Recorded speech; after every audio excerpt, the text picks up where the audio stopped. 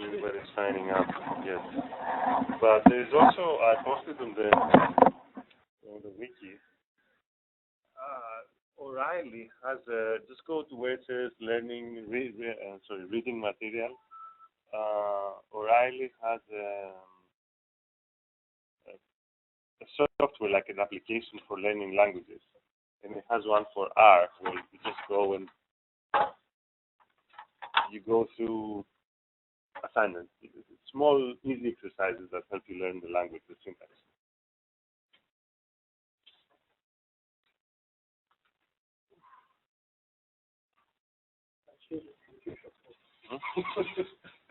Would you recommend using Python as opposed to any other language? I mean, obviously, many different languages have machine learning libraries. Python has also the SciPy, which is kind of like a MATLAB API. Yeah. Which is okay. What do you recommend? No, I think for production or for just for development, for production. Well, I don't know what to recommend. I was just wondering. Yeah, no, for production. So there, like in Dambala, we use Python for production in machine learning and Weka. Python and Weka. Here's the thing, Python is probably, in terms of productivity in machine learning, it's probably the easiest. Kind of like it's easy to prototype, and if you need to make some things faster, like the binders with these, or these inline things for the for loops to make them faster, kind of works. We got somebody wrong. So anyway, I like C++. What I like about C++ is that it's not just fast, it's a very structured language. And it turns out that if you try, I get carried away with Python and I start taking shortcuts and I'm not very disciplined. Like C++ forces me to be disciplined. Hi Rob. Can Robbie hear us? So, but it's not a productivity language. So people use Java. So would you recommend that Python is a successful library? Yeah, Python is probably, and Java too, but I think Python is faster. It's kind of like easier. That's Java.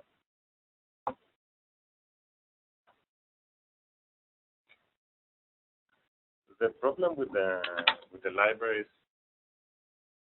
most of them you can't really trust. There's very few libraries that they actually work. Eventually, if you decide to use any of those, you will have to kind of hack them. You will have to know, like if they're built in C++ or Java, you'll need to know these languages. At some point, you need to go down there.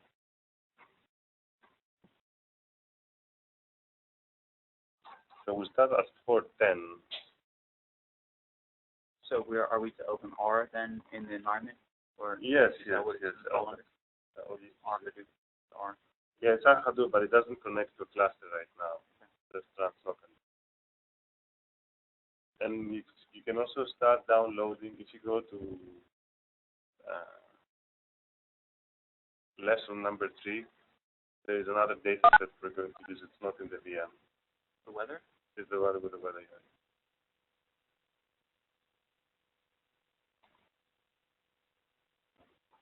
So the next startup village is going to be next month, right? Mm-hmm. But it'll probably be around the same time. What kind of companies did you find there? Every single type of technology company, companies that have been everything from funded by Mark Cuban to you mean in terms of domain? Mm-hmm.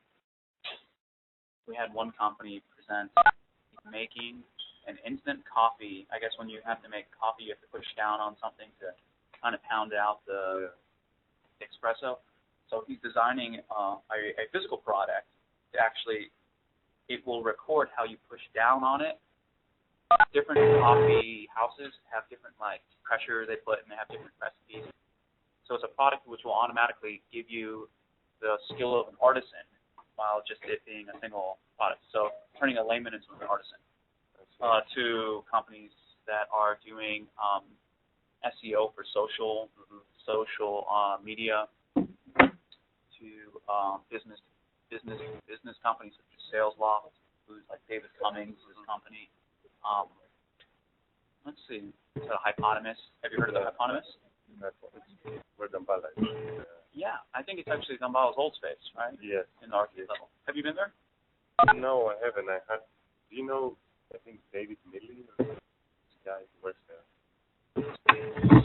So, he has like long hair, kind of. I don't know, I don't think No. He's a little tall. No, like he's short. Okay. I'm David. So, hi, Georgi, Jacob, and we have the user 2 by phone. So we are.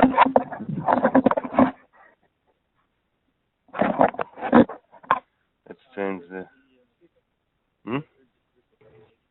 If you.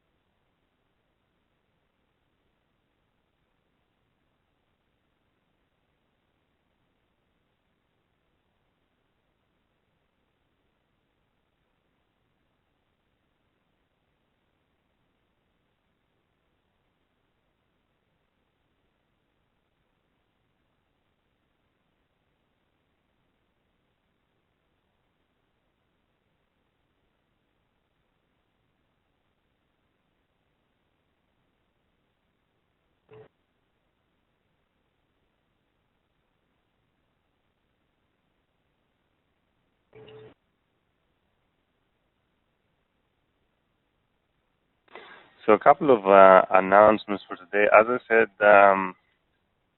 some of you have been able to run our Hadoop for actually some of the online students and some of the people I see over here. So Noir, you didn't, and you, Angelo, you weren't able last time to run the Hadoop, no?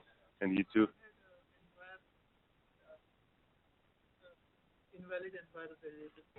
Were you able to install the virtual machine? Yeah. So now you have, and you too? Yeah, the virtual machine. Okay, so we can sort of go back. So here's the thing. We kind of have people being in different stages. And we might also have some people that they just joined. So I have posted under the reading material an O'Reilly app for learning R. It also has for other languages, but the link will take you to R. Where if any of you isn't very familiar with R and wants to spend some time learning R, you can go there and start practicing. Okay, and now we have Brian. Hi, Brian. On the line. Okay, so I think it's a very interesting app, and very, very quickly you can sort of become proficient in R, just learn the basics. Now, let me also have my...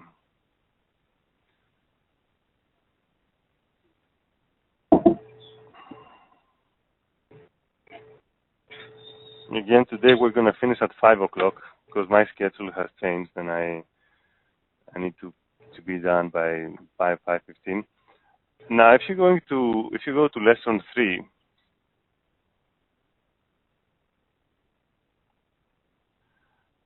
so first of all, people from last time that weren't able to run our Hadoop, I recommend that you go back to lesson 2 and you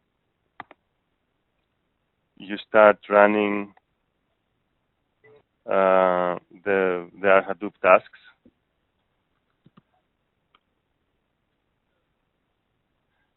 Has anybody tried to download and install the Revolution R for Windows? Any Windows user? No.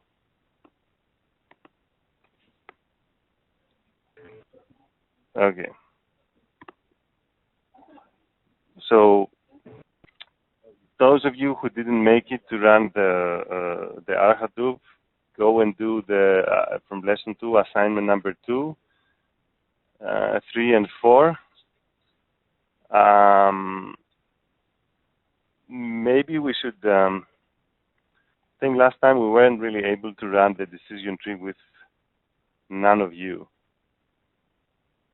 So, how many people from online have run our Hadoop?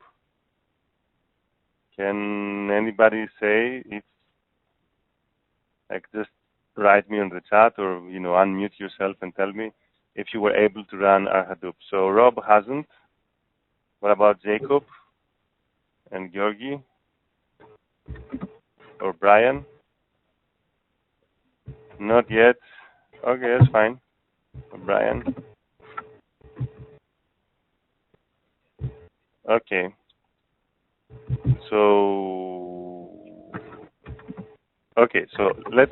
it seems to me, okay, Georgi hasn't. So let's go then to lesson 2 and go to assignment number 2, which says run your second big linear regression. So if you have you installed the VM, guys, from remotely? I know people here on site have installed our Hadoop. Okay, so Brian said yes.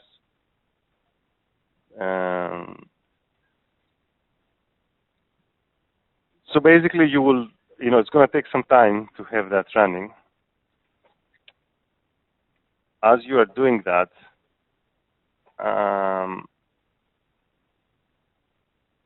I'm going to talk a little bit about clustering today. So we've talked about decision trees and regression trees. You remember that? I know you were in a different class, so we'll have time later to run. Examples, but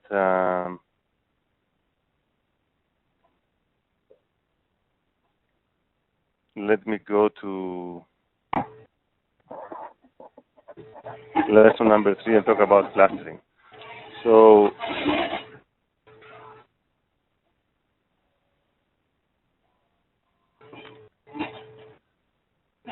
has everybody started running the Hadoop job? Have you started running the Hadoop job? You?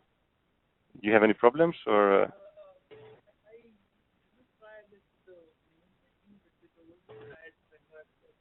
Yeah, try that with a virtual machine. So I want to make sure that everybody is able to. Is anybody here? Oh. Yeah. So open your virtual machine and start running. Is it working for you? The assignment number 2. You're the one that's with our Hadoop, the second thing. So the one is Hadoop based, but it's running Hadoop locally. We still don't have access to a cluster. Let's make sure that it works locally, and next time I'll set up a cluster and make sure you you can run on that, so you can see the difference in the performance. Actually, to be honest, I take that back.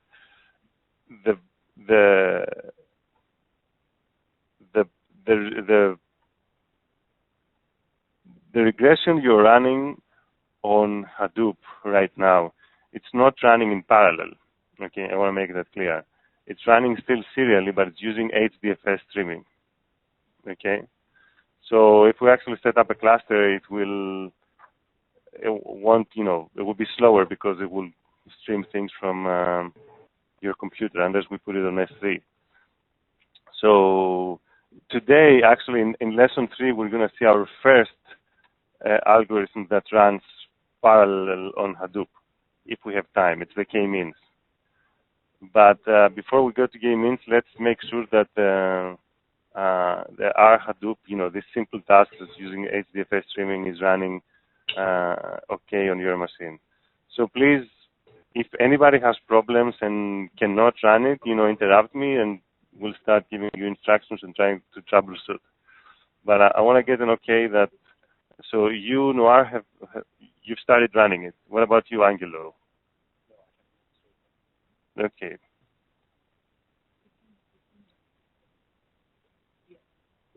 So this is they're trying to run the one under lesson 2 run your second stage of your regression. Yes.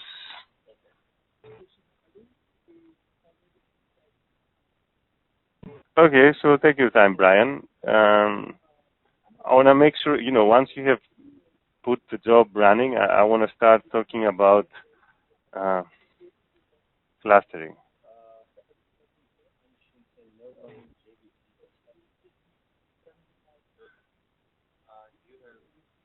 So is this the virtual machine or your... Have you put the environmental variables that I have over there?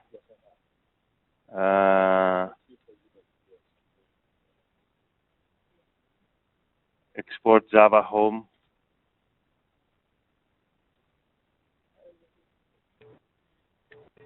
Okay, I think if you go to the data sets, so we're not going to... first of all, Jacob, have you been able to run the R Hadoop?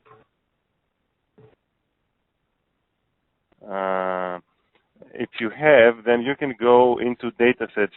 In the class wiki, we have a section called datasets.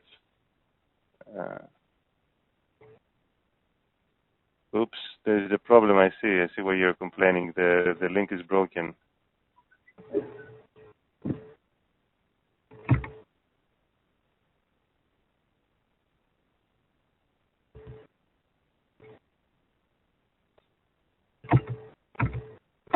Let me fix the link. Sorry about that. But if you go under the wiki where it's called course datasets, you can find it there.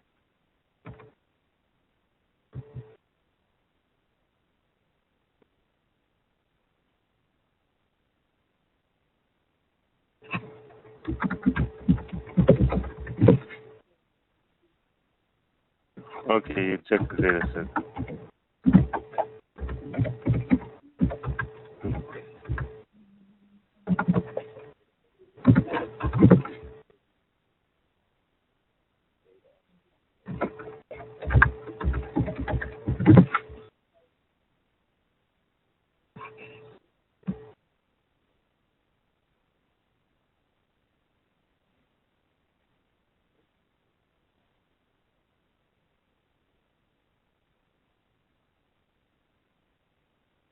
Okay, so I fixed the link.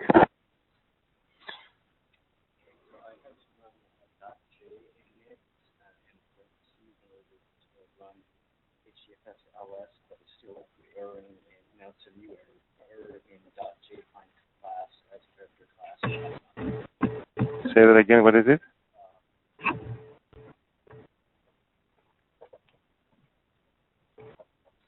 So it says.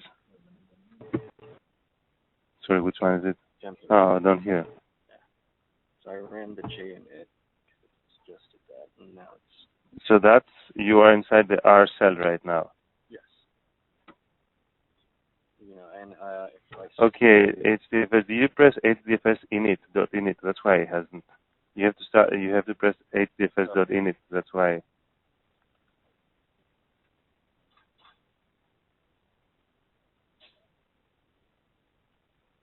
Again, now it should be working. Like when you import, don't forget about that.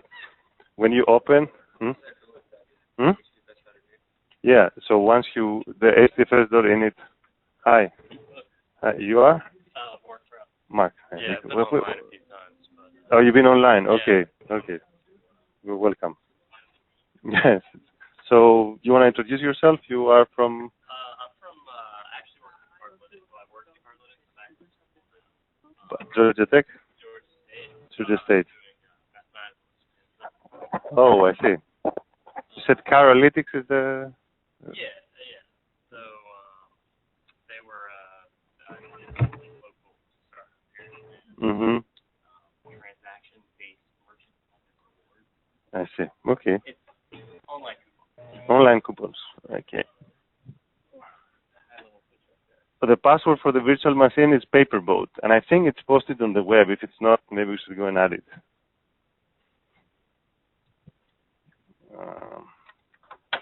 And you can get wired network or. Mm-hmm.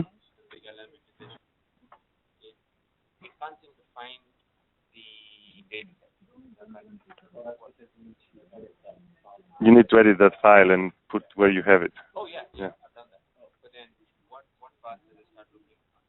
What is that class? It even has two classes.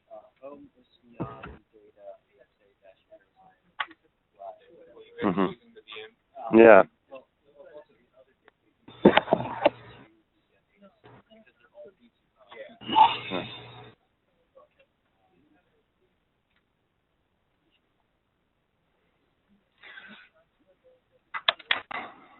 Okay. Password is paper.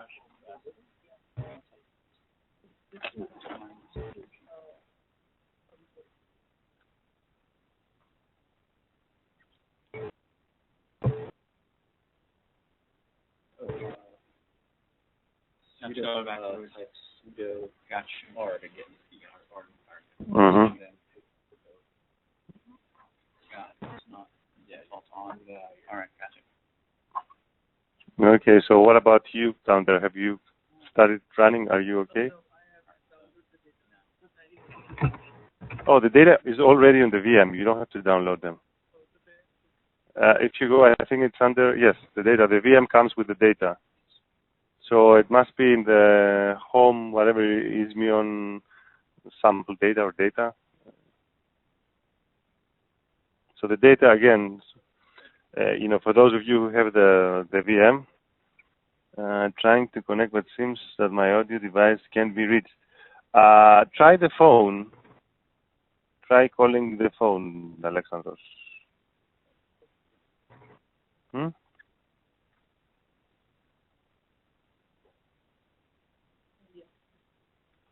Yeah, so if you go to the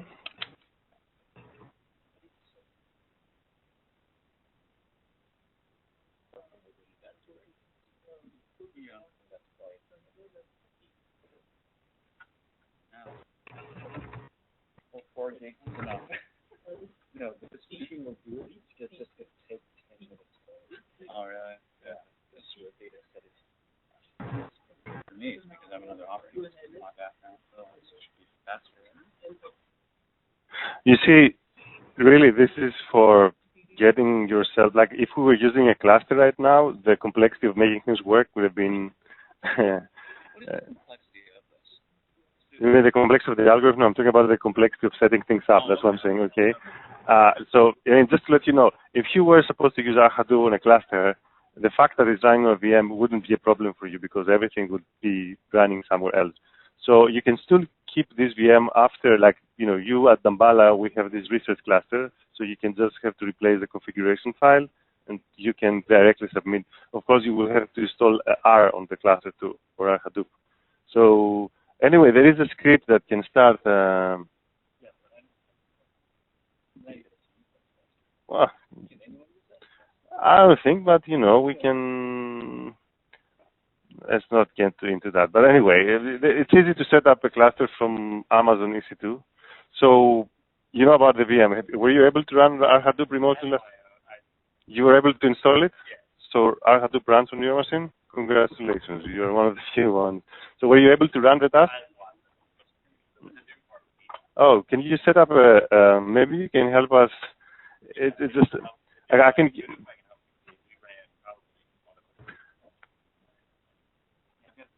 Working at Cardalytics, and he was like, "That's exactly what I'm doing." Yeah, I mean they probably have. No, so here's the thing.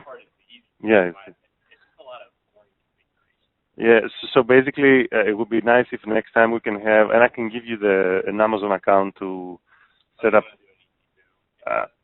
If even better would be, I'm a Microsoft guy. Even better would be to use Hadoop on Azure. Or we can also use the. Did you try? If you're a Microsoft guy, did you try the Revolution Analytics one? I haven't. So, I know about them. I never. So if you follow the posts on the, So I have posted, like, they gave us a license because actually you are in the academia, so you are entitled for an academic license too. But they also said that we can use it for the scope of this course. I work with them. Yeah, I'm actually. Are you talking about Lee? Lee Edlerson, the chief scientist. Yeah. Are you talking about the Hadoop guy or the Revolution Analytics? So the chief scientist is a great person. Yes, I'm models right now in the GLM and the stepwise regression for them. So if you want to try the Revolution Analytics, it's much easier to set up, and it's much more Microsoft friendly. Like you use the Microsoft HPC server. You're in the VM. Okay. Okay. So how do you? I think. Yeah. Okay. Yeah. I know.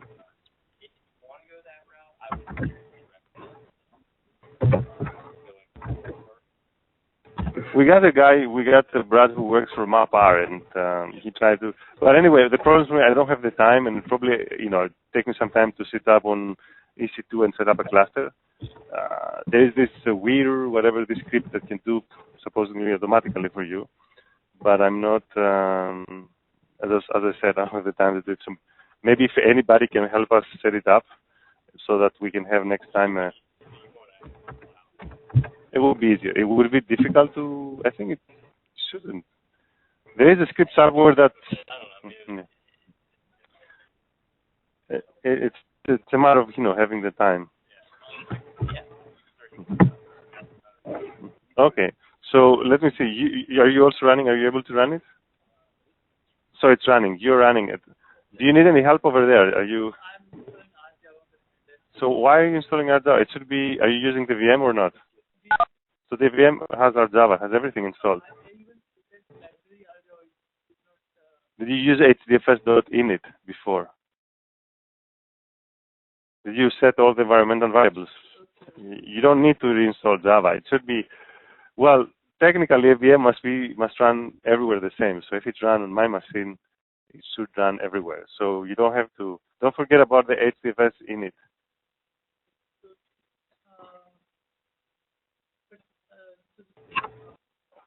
When I said library RHS, yes. it also gave me an error. Have you set up the environmental variables before that? So if I say the system.set and those are already there. It says when I try to run the library RHS, it says that error RJava. So have you also set the Hadoop, the Java home directory?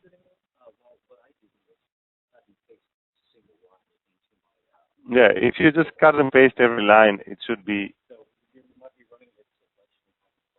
Did you start it with sudo r? That's like another thing. You have to start it with sudo r, otherwise, for some reason, it doesn't work. I don't know why. Is it Hadoop? Yeah, probably. Yeah. Yes. Yes. Yeah. So just copy and paste everything. So are people remotely able to? Are they running the task?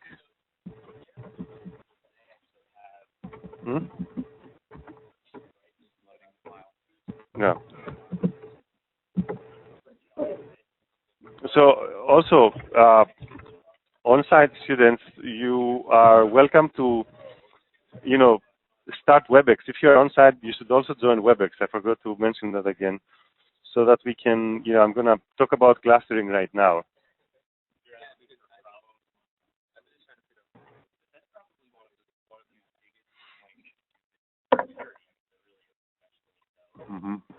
Yeah. That's why I like the HP. I'm actually a big HPCC guy, the LexisNexis platform, because it has everything. It has the security, it has the. Essentially, that's the big thing, right? How do you monitor when things are up or down, all that stuff. That's one of the big things. That and the fact that there's single point failure has been addressed. Yeah. By MapR and Father. They got to do something to make money. So anyway, so all of you should join the Webex. so that I can, you know, I'm going to talk about clustering. It's good if we have only one whiteboard. So if you go to the class announcement, meetup announcement, there's a Webex link which you should join so that we can start talking about clustering as you're running these jobs. What data are you actually demonstrating? What data? Yeah, so there's a whole bunch of files. We're taking some.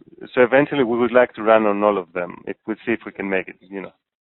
If we're able to set up a cluster, we'll probably be able to do it. But for your demonstration purposes, no, I'm just choosing, I think we used 2007 or whatever I mentioned on the instructions. So you know how we work. We have this wiki page with lessons, and we just follow the, you know, fortunately or unfortunately, okay, I got the above error in the VM. Okay, let me see what the error is.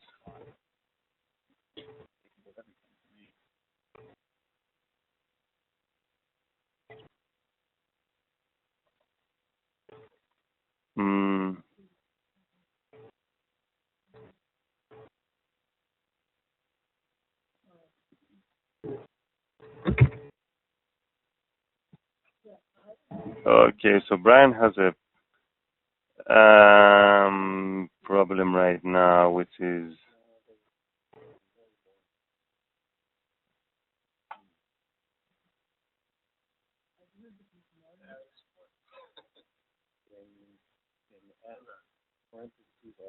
okay. So no, you're not holding me up. I would recommend, so you are running our Hadoop locally, so you install it, Brian, I believe, on your machine. Because every system we're having all these problems, I would recommend you to download the VM and run it, you know, on the VM. It's probably a Hadoop installation problem. It might have to do with whether, I don't know if you started Hadoop with sudo privileges. So my advice would be, and that's why we all use the VM, so that we're not having a problem. Oh, so it was the VM. That problem was on the VM. Have you started the R session with sudo privileges? I don't know how to do that, so I'm pretty sure I didn't. You just do sudo R, and then, like, if you go to lesson 2, the second assignment, and you copy everything line by line, it should work. Did this error come after running, or just immediately? When did you? After running, I started putting in the first couple of commands, loading library RMR2, and then setting groups, defining that, and so I had not done these things in lesson 2, and I need to go back and check them, I think. So did it run for some time and then start? Just a second. Well, there's defining this from DFS, and it was in that definition in the page running on Hadoop locally or in a cluster. And so it was after I had done that, the groups equals tr.dfs groups.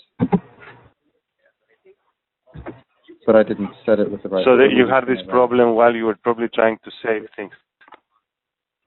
I think so, but I didn't run it with the sudo, so I need to go back and do that, I think. Yeah, I think try to run it with sudo. That's most likely what it's causing it. Okay. Okay.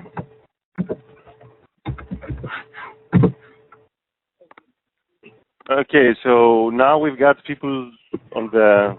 So is it running for you?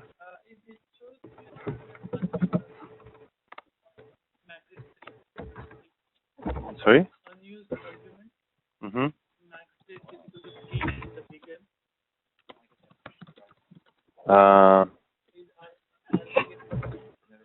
Are you getting the same error? No. What about you, Samir? So it's working.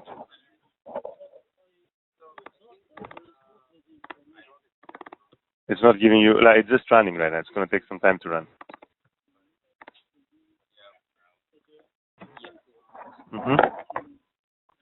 Also, we're still in regression. We're not talking about k-means right now.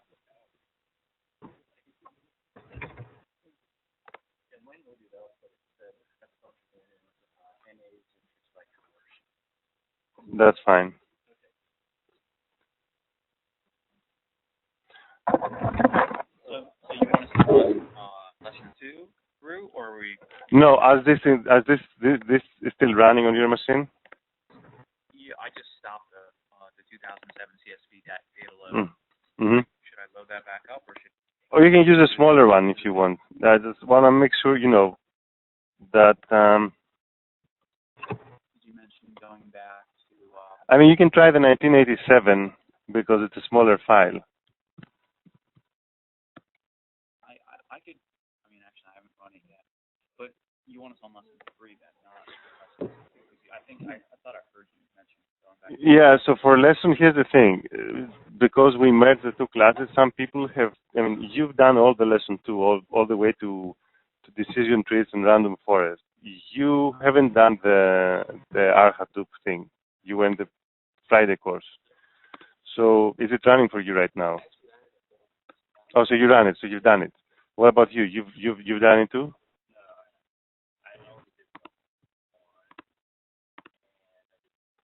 But you're a good Hadoop user, so it seems to me you will make it work.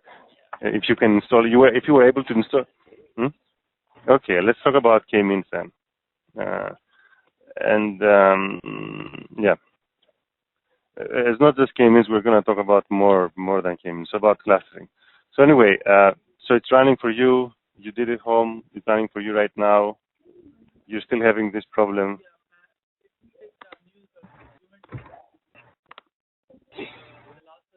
Mm-hmm. And when I delete that, remove that argument, that environment invalid environment. Are you running on the VM? Yeah, on the VM with the privilege.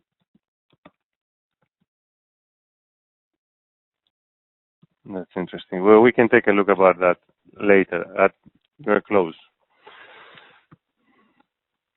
So, so far the methods we've done belong to what we call, supervised learning, which is we have data, and for every we have assigned a label, whether this is a class label, delayed or not delayed. And then we're also having numerical values, like we're trying to predict the delay. But it's something that it's supervised. So in general, supervised methods belong to the type of the methods that they can predict what they know. Okay. Now there is the unsupervised part of machine learning is probably the most interesting because it's the knowledge discovery part. It's something that transforms the data into a different domain, and it gives you the opportunity to discover things that you don't know. Okay, so it's part of, you can find things that, so far, you have your expertise, you put it in your labels, and according to this expertise, you have somebody who can kind of like copy you and predict very well. With clustering, which is probably the most famous method of unsupervised learning, it tries to naturally, based on some principles, separate the data into clusters that they seem to be interesting. So typically, the approach that a data scientist will follow, like where you get data, you don't know what to do with them, you will run an unsupervised method, then it will split it to different sets, and you can go and look into that set and say, okay, I know, for example, that this point belongs to a fraudulent transaction or something. So most likely all the points in the same cluster will belong, will also be fraudulent. And sometimes you can go further and detect the pattern. So, and I'll give an example like the one we do in Damballa when we do clustering, where it helps us a lot to detect new botnets. So the idea is the following. Imagine that you had this data set.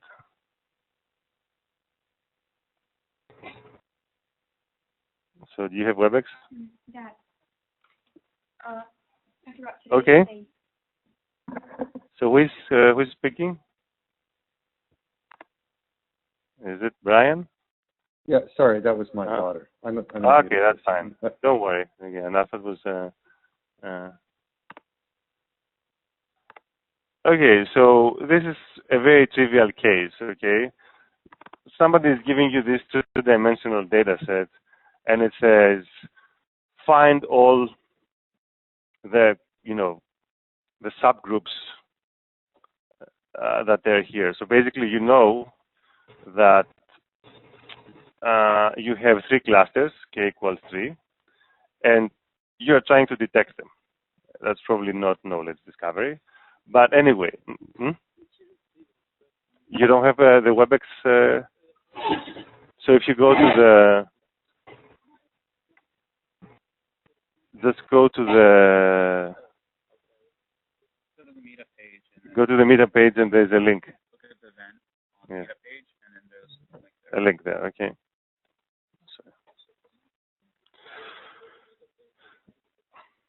So basically, what this picture says over here is that these data points seem to be close, in the Euclidean distance set, and they tend to be far from the other one. So they should belong to the same group. Now, let's jump quickly and see how the k-means clustering would work. So in the k-means clustering, you say, okay, I know I'm having 3 clusters. I don't know where their centers are. So I'm just going to randomly say, take 3 random points, 1 here. I'll make it, actually, make it. So I say my initial centroids are here, here and here. So the next step, what the k-means will do is, okay, it says, okay, for every point, I will assign it to the temporary centroid based on the distance. So, some of these points will be assigned to this cluster. Some of these points will probably go to this cluster because it's closer. Some of the points here will be assigned to this cluster, probably.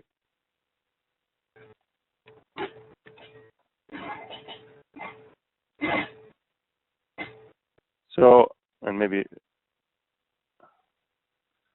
so do you get it up to here? So we start randomly. We say, I don't know where the centroids of my clusters are. I'm just throwing 3 random points, and I'm assigning the points close to the closest centroid. So basically now what's happening is, if you recompute the centroid by all the points that belong. So for example, these points over here, in this, I'm calling this cluster 1.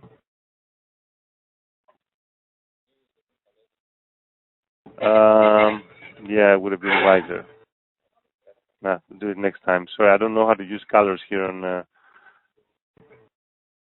So this is cluster number 2, and this is cluster number 3. So what happens is that you recompute the centroid by just taking the average on every dimension. So basically what is going to happen is that this centroid is probably going to move towards this direction over here. This is probably going to move towards this direction. And this is going to move towards this direction. Now, this is an iterative process. As the centroids start moving, eventually what's going to happen is that this centroid will move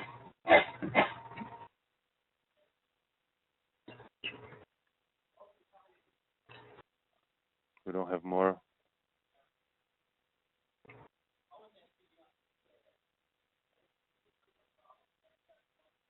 So what's going to happen? Sorry.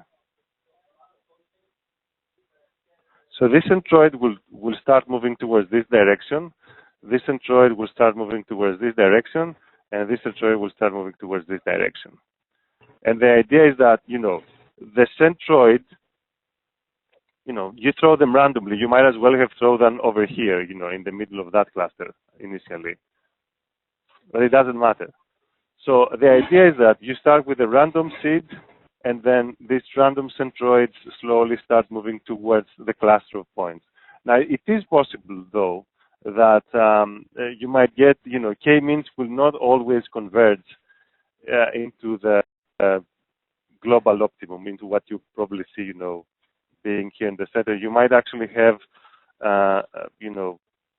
something getting trapped here. But typically what you do is you run k-means several times, and It's like simulation to find out. yeah, you can see that as a simulation. You start with a hypothesis, and your hypothesis starts converging to a final solution. Now, k-means is the simplest algorithm. It runs very fast. It's scalable. It's easy to run it on MapReduce. Typically, when k is small, things go well. Now, once k starts increasing, then it becomes slow, and you have to switch to other algorithms. Now, keep in mind that as you increase the number of your data, typically the number of k's should increase. And that's kind of like a general remark that you have to, it's very important when you're doing data science work. So, for example, imagine that I have 1 million points here, 1 million points here, and 1 million points. Make it 1 billion. No. 1 billion points on every cluster. This would never be the case. So technically, if you had like 3 billion transactions or 3 billion users, the whole Earth, you wouldn't expect data, like the more data you put, the more clusters tend, the more variability you tend to have your data. But if you had a case where in such a small area you had so big concentration, it means that for some reason you have a lot of duplicates. So what I'm trying to say here is that as your data set increases, the probability of having more diverse cluster also increases. So you should keep in mind, like there is this rule that if you have n points, you're pretty much looking at log n clusters. Okay? Now, defining k, like here was obvious and we could visualize and say k equals 3. Sometimes in your problems, there is a natural way, there's an expectation how many k's you're going to have. Most of the times you have to experiment and see the results and tune it on your own. Now, what I was trying to say over here is that, what I was trying to say before is that when you're doing clustering,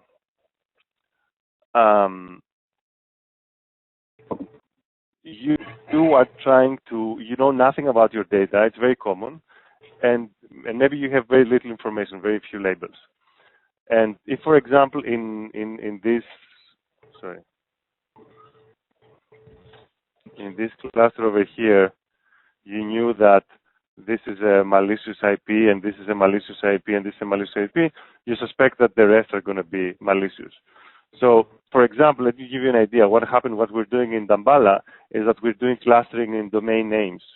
And somehow when we go to this cluster and we see visually the domain names that, and the clustering is done on some features that have to do with the network behavior of the domain names. Okay. Now, what happens is you go and you inspect the domain names here, and you see that they all have this .China, and then the other one is ZXNE.CN, blah blah blah. So immediately, as a data scientist, obviously k-means doesn't understand that, but you do that, and then you go and you look at your data with your domain expertise, and you say, this seems to be a malicious cluster generated by a machine, because it's not really, letters or words that we know. It's random strings of 4 letters, and they all have China, so it's probably a malicious domain name. And the same thing can happen. For example, you're in a supermarket, you're doing retail forecasting, and you cluster stores, and then when you look at the details of the stores, like you run a summary, you see, these stores belong to poor neighborhoods. So that means, and you've clustered the stores based on their sales. So say, okay, if these stores cluster on poor neighborhoods, then it means that they all follow the same sales pattern, like the way that they sell, for example, vegetables. So that's like new information that you got because you did clustering and you were able to link two different sources of knowledge. And one source of knowledge can come from the census database that gives you the average income, and the other comes from machine learning. But it's possible that they both come from a different system that you have. Okay. Now, notice that here we used as a similarity the Euclidean distance.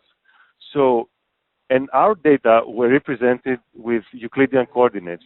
Our data was y, let's say y1, y2.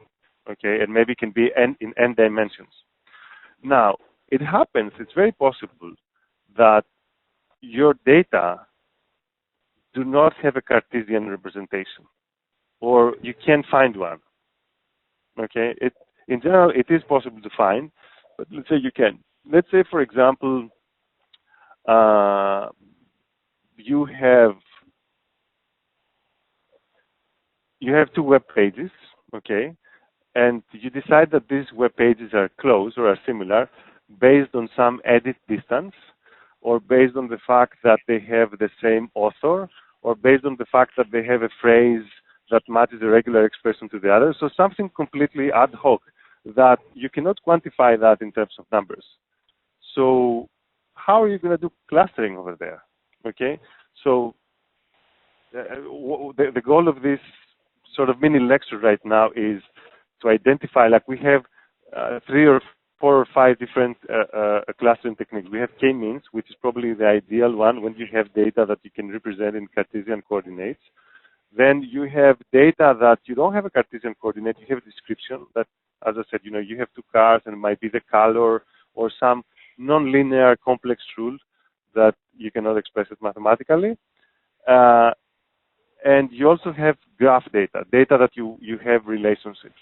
Now, we want to find out which method you're using for what. Now, when you are given the similarity or dissimilarity of data, then you can use what we call agglomerative or hierarchical clustering, okay? So in this particular example with the web pages, you just go and by using a distance function or similarity function, you build what we call the, so I'll say, I'll put here hierarchical clustering. By the way, has anybody been able to terminate or finish the Hadoop job? Is still running? Oh, you're finished. What about you've done it? Okay. So in hierarchical clustering, you get what people call the dissimilarity matrix, which is it's symmetric, but it might not be symmetric. Let's for the sake of simplicity here talk about it and say that it's symmetric. So basically, this you have 0.1, 0.2, 0.3, 0.4, and then you have 0.1, 0.2, and so on, and you have the similarity. So basically, there's 2 ways you can do it. There's a top-bottom approach, which basically what you do in the bottom-up approach is you're taking, for every pair of data, you're taking its nearest neighbor and you form a cluster.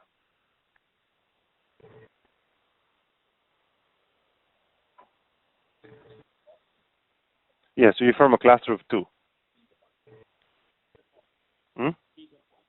Yeah, these are points. Sorry. Maybe I should use a different color. Sorry, it doesn't work. No, the color has only one color. So, anyway, so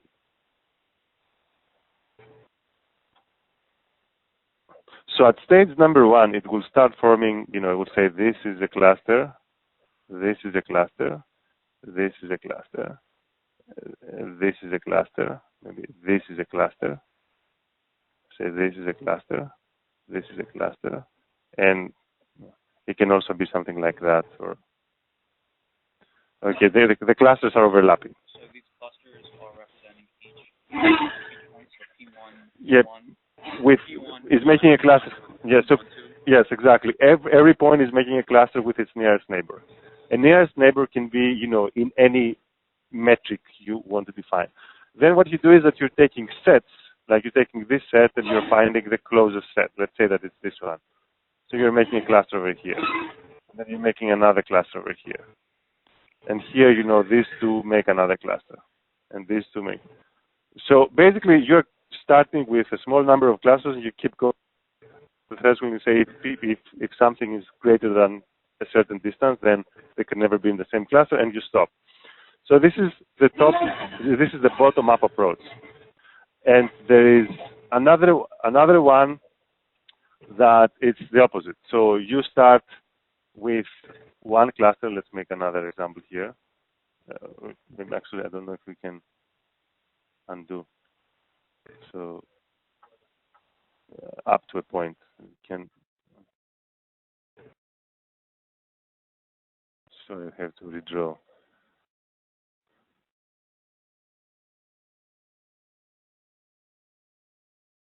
Make it. So in the beginning, you start, you say, okay, I've got one cluster. And then you start, dividing. And now you say, okay, this probably make.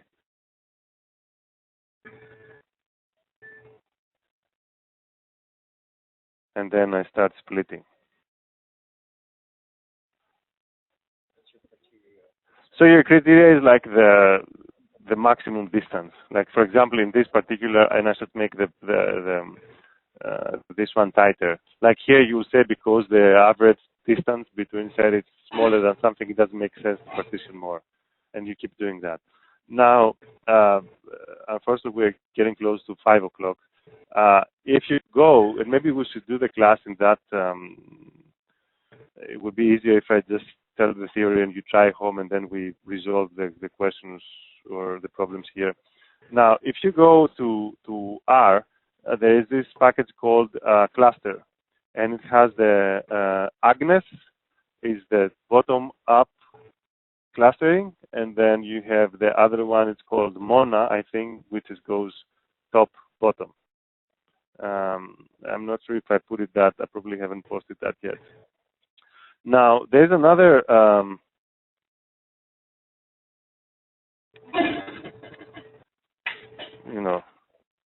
graph clustering.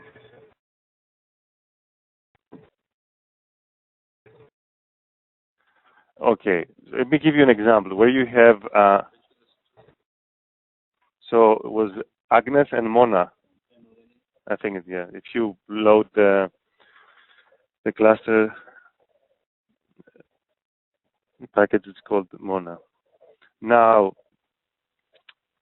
imagine, and the cluster can be something like the web, which is a normal graph, but it can also be a bipartite graph. So when would you use, graph clustering?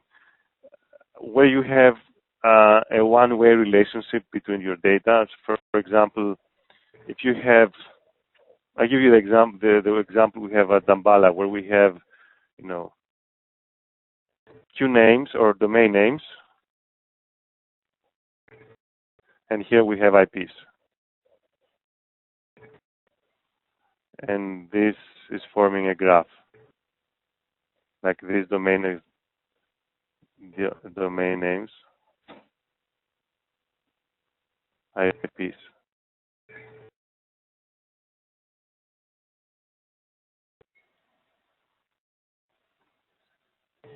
So basically, we can have the same IP pointing, the same domain pointing to several IPs, or the same IP hosting more than one domain. Okay. So in that case, it doesn't make sense to use hierarchical clustering because there is no, you can always think that let me put it that way, you can always claim that the link has a weight. If the link has a weight, it represents a similarity function, but that's not always the case. Like, for example, if you take two domain names, we'll say they look similar because they resolve to the same IPs. Okay, they have 5 IPs in common. Okay, so technically you would have to build this or similarity matrix. You could do it if you want. Like now your similarity function is the number of IPs, or you have two documents can be the number of common words. Okay, so you can build this similarity or dissimilarity matrix and do agglomerative clustering over there. Now, we haven't talked about complexity. Like in agglomerative clustering, it's close to n cubed to do that because you have to take pairwise distances, and there are some algorithms that they can take it down, I think, to n square log n or n log n square. So anyway, there are some approximations over there. Now, so agglomerative clustering is the most costly. The least costly is the k-means. So if you are able to represent your data into Cartesian coordinates, use k-means. Now, if you have a natural representation into graphs, so for example, for documents, I would never use agglomerative clustering, it's too heavy. There are other methods like spectral clustering, which I don't have it in the wiki. Okay, and this is what you have to use. Again, you can always use agglomerative if you want, but it doesn't make any sense. It's too heavy. You'll probably get better results using spectral clustering. So if there is something you need to keep from this kind of like mini lecture, is that, you know, what kind of data do I have? First of all, that unsupervised learning and clustering is a very good tool for exploratory work. First of all, you know, if you can bring your data into 2 dimensions, and unfortunately we don't have time to talk about that, then you can visualize them and say, oh, okay, it seems to me that this class of customers is physically, naturally segmented into 5 categories or 10 categories. The other thing is that inside the cluster, you can combine or join 2 different types of information. So clustering is giving you a similarity based on a metric, and then as you inspect the data, you realize that it corresponds to a particular attribute that you are very well familiar as a domain expert. And again, for 3 different types of data, Cartesian coordinates, k-means. I have only a similarity or dissimilarity function. I use agglomerative clustering, and I have data that they are linked. For example, if our links were binary over here, that you know, this domain is connected to this IP and it doesn't have any weight, it makes more sense to use spectral clustering. It doesn't make sense to use actual agglomerative clustering because every point has a kind of like a singular similarity with the other.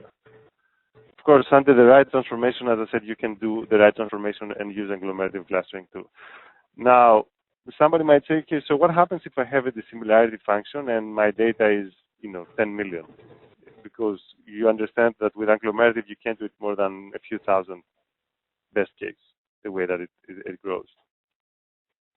So I'm just going to touch that, and it's kind of like a general technique.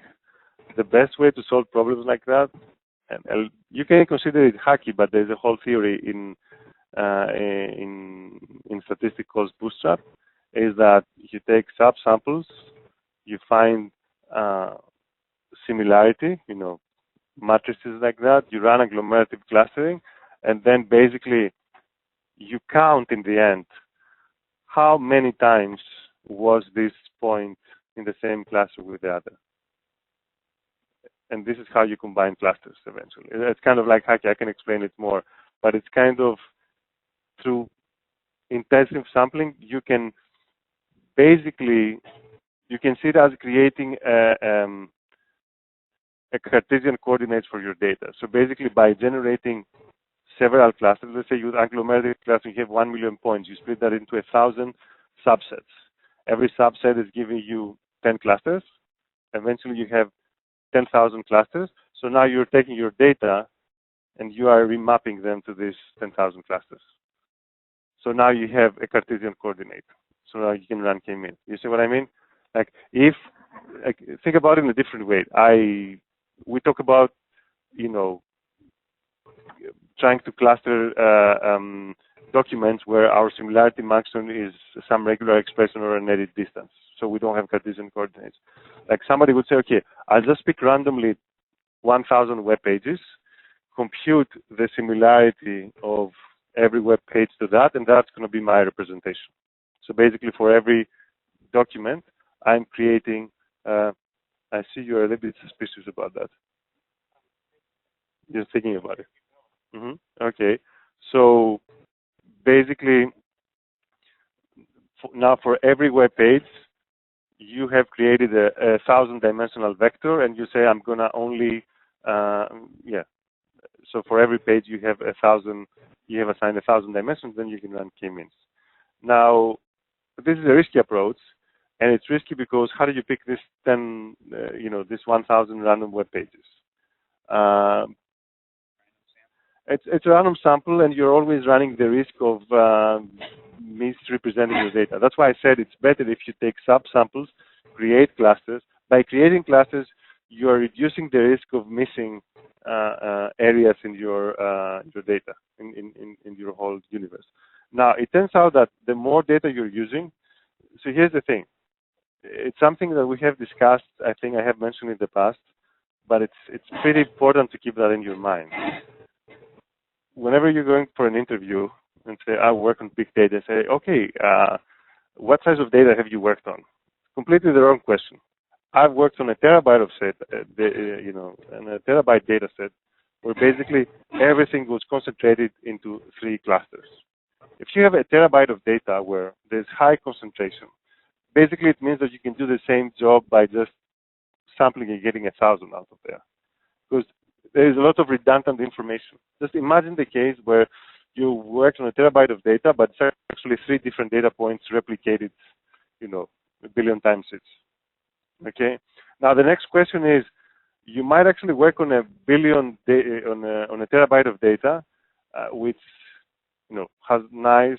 It's like 5-dimensional. When you work in 5 dimensions, things are pretty easy. You can sample, you can visualize, algorithms are running fast. Now you can run. I can give you data sets that they are 1 gigabyte or even 100 megabytes, and they are 20 dimensions or 1,000 dimensions, and they're pretty difficult to work on.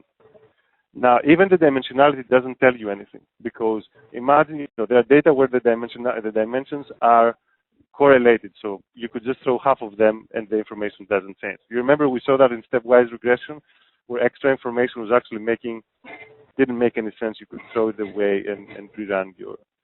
You can try it on your own. You can take a data set of which is 10 or 20 dimensions, and they are random, uniform random from 0 to 1, and try to run several algorithms. You see that they take, try to run k-means with random data. It can run forever because it can't convert. It keeps trying to find. Okay, so in reality, though, most of the times the data tend to be well behaved, which means that there's high concentration. So in an area, if you just do sampling, or if you just do some hashing to find its nearest neighbor, it's very dense. Whatever you see next to you, it's pretty much the same as you. You get the idea. I still see you skeptical. What is your question? Does it make sense? Yeah, I'm having a hard time making the jump from So with a Cartesian system, you can use Euclidean distance. Makes sense to you. Now, okay, well, there are cases. I can give you an example where the similarity is let's take an example from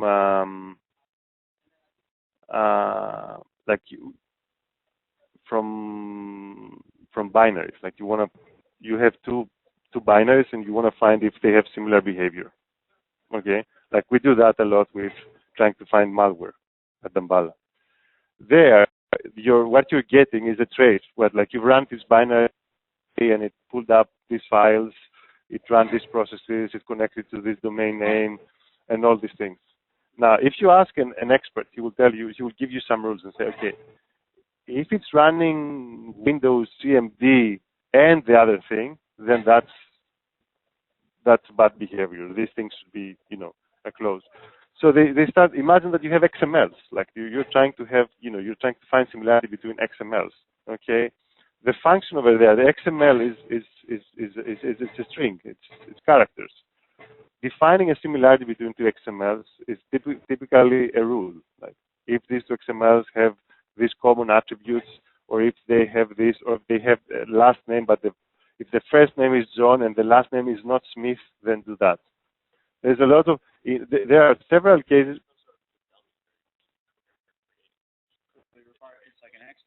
It's an expert system, yes. It's something very, very, very common. Like, people do that a lot. When they cannot, whether this is a good approach or not, we can discuss it. But it's a very, very common thing where you cannot quantify things. Like, we are trying to quantify criminal networks. Okay, we say, okay, if this thing is running a web server and the traffic is low, then that's probably, if it's not running a web server and the traffic is high, this is probably a bad side. I mean, why is this having so much traffic? It's not running a web server. It's not running an email server. Blah blah blah. This is probably a malicious website. So this is a similarity function that or a dissimilarity function that you are making on your own, based on your expertise.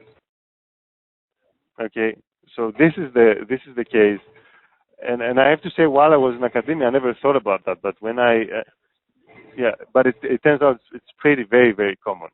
That's where most of the companies fail, is that they're trying to use rule-based systems, and they're trying to make general rules, like, if this, then this is malicious.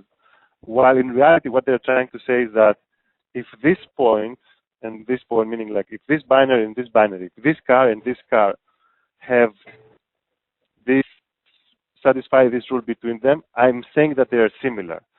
By saying that they are similar, you're making this big net, big graph. And once you make this graph, then you can apply techniques like agglomerative clustering and do it more efficiently and more correctly.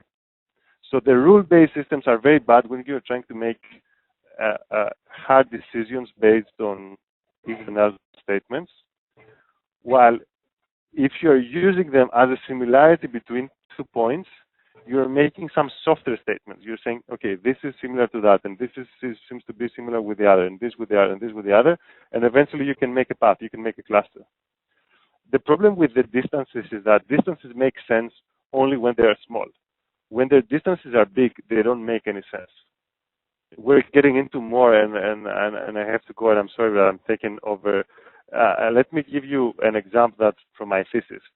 Like, imagine that you are trying to recognize letters. So that's like, or digits. This is digit number 1. If I shift this a little bit,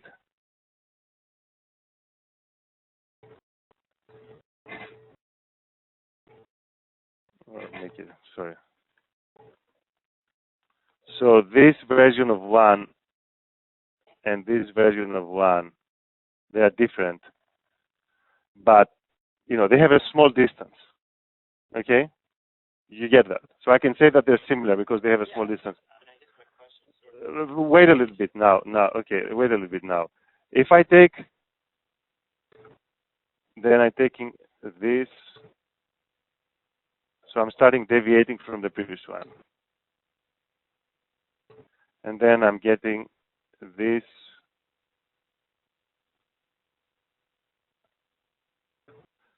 Okay, now if I take this, 1 or 5 or whatever, so let me, and this is, so this 1 and this 5 have almost the same distance with my initial prototype. So once the distance is big, it doesn't matter, it's too far away. What I'm trying to say over here is that, so here's the thing. if I was giving you the last one that I plotted, which is far away from the initial one, the distance is very big. But it's also very big from, other letters. The reality that I have all these intermediate exemplars, which means that the first one is a little bit different from the second one, and the second is a little bit, different from the third one, and from the fourth one. I'm making a path from the very distorted to the initial, which can lead me to a decision that the last one and the first one are the same under variation. You see what I mean? But in order to do that, I must have smaller distances that one connects the other, one connects the other, one connects the other, and I'm making a path. In that way, I can describe very irregular shapes. One of the things that I forgot to mention is that k-means has a very fundamental limitation. Sorry about that. It makes me to go back. Okay. So k-means was able to discriminate this because they were, as we call, convex clusters. Anybody knows the notion of convexity? So convexity means that, a set is convex. If I take 2 points belonging in the set and I put a straight line, this straight line will remain in the set. So for example, this is a convex set because any point I'm taking, it's in here, there's a straight line. This set is not convex because if I take, this point and I connect them with a straight line, I'm going outside. No, it doesn't mean convexity and linearity are different things. It says different things. But what I'm trying to say over here is that k-means can kind of like model convex sets, or let's say, but if I had a case like that where my cluster, imagine that I had your cluster where, yes, so you have this, your clusters. K-means was probably find, one mean here and one center over there. It will completely mess up. Okay. Now, agglomerative clustering and graph clustering, because they make local connections, they could find all the paths that, this is connected one way or another to this one. Okay. So agglomerative clustering will try, we'll make this point with this point, this point with this point, this point, and eventually we'll build this cluster. The same thing can happen with the graphs, because the graphs are also based in this, they're playing with the links. So that's what I'm trying to say is that quite often your DC, like, even if you could represent that with a Euclidean distance and do k-means, it wouldn't make sense because k-means will try to integrate or incorporate, big distances, while this one will only keep distances that are small. And by keeping small distances, we can talk more about that. Unfortunately, I will have to.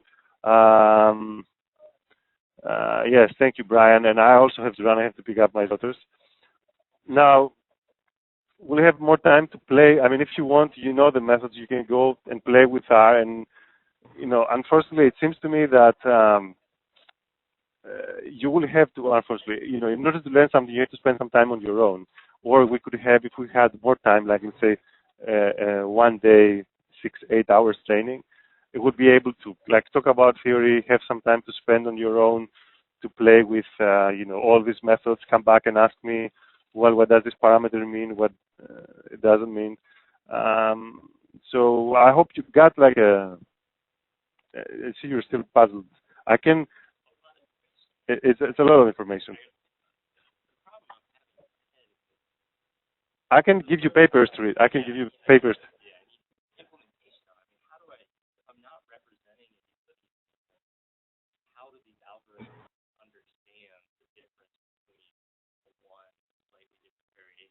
No, you do. In that case, in this particular case, you use Euclidean distance. The only difference is that you make a link only if something is very close to you. So you pick your nearest neighbor. Okay, so you said, let's say